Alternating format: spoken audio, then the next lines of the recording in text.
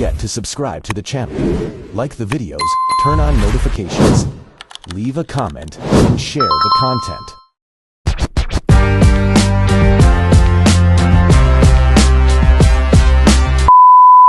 Assalamualaikum warahmatullahi wabarakatuh. Salam sejahtera. Okey, bertemu lagi kita hari ini dalam sesi membawang episod 2.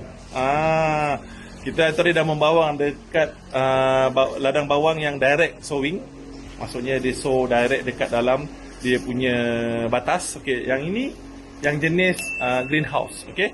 Jadi yang jenis greenhouse ni dia sowing dulu dekat pre-nursery, and then lepas sebulan dia akan sowing dekat main nursery. Okey. Saya diberitahu oleh ladang ni dia dah pusingan kedua lah. Maksudnya dia dah harvest pusingan pertama untuk 5 dia punya greenhouse. So ini adalah pusingan kedua dia buat lah. Nampak dia ada banyak lagi penambahbaikan, dan dia pun cakap dia akan ada sharing cost selepas ni. Tapi untuk sementara waktu ni dia tak share sebarang cost lagi. Jom saya tunjukkan sedikit dia punya pre-nursery. Okey, jadi tuan-tuan, ini dia punya pre-nursery. Saya tak boleh dekat sangat. Okey, kita tak nak ada sebarang contamination ke apa. Nampak ni, kita dekatkan sikit.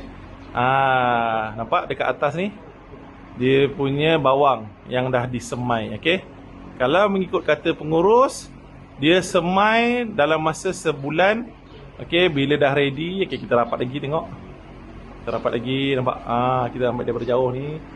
Okey, kita cuba elak lah dekat-dekat dengan ini sebab kita tak nak ada sebarang contamination kan. Jadi bila dekat sebulan, yang ni kalau tak silap saya, sekejap ladang dia kebun ni dia tanam pada 19-10 dia sowing. Dia ni lah dia sowing. Jadi 19-11 sepatutnya dah keluar. Okey, sebulan ini ada 3120 benih, tuan nampak? Dia dah hadir kat sini. Okey. Dia punya greenhouse kat sana tu. Okey. Jadi ni nampak ada dia punya sowing. Okey, jadi sowing ni sama je, dia ada menggunakan disease lah, jenis preventif dia kata. Tak ada lagi disease yang jenis curative, tapi dia hanya share disease jenis preventif saja. Dan tuan nampak dia ada satu penyujukan lah, maksudnya ada pengudaran yang baik untuk sistem ni. Okey, sistem ni dibangunkan dengan ladang, dan ladang ni juga ada buat SOP dia dengan bantuan daripada Jabatan Pertanian. Okey, jadi tuan-tuan, mengikut kata ladang ni, pada peringkat permulaan dia dapat benih daripada Jabatan Pertanian. Okey, sekarang digunakan benih ni. Nampak ni benih ni. Baik. Okey, baiklah. Tapi mungkin ada sedikit kos dekat dia. Jadi kalau ikut kata mereka, ladang dah buatkan SOP juga.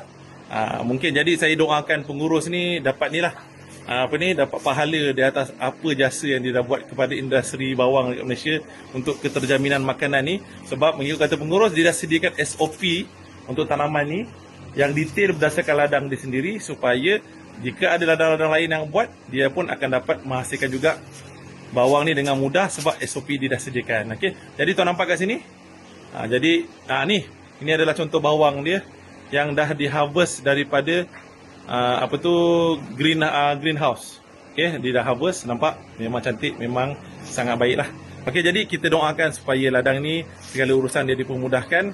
Dan itu saja perkongsian daripada saya. Mungkin saya akan share satu lagi video untuk kawasan greenhouse.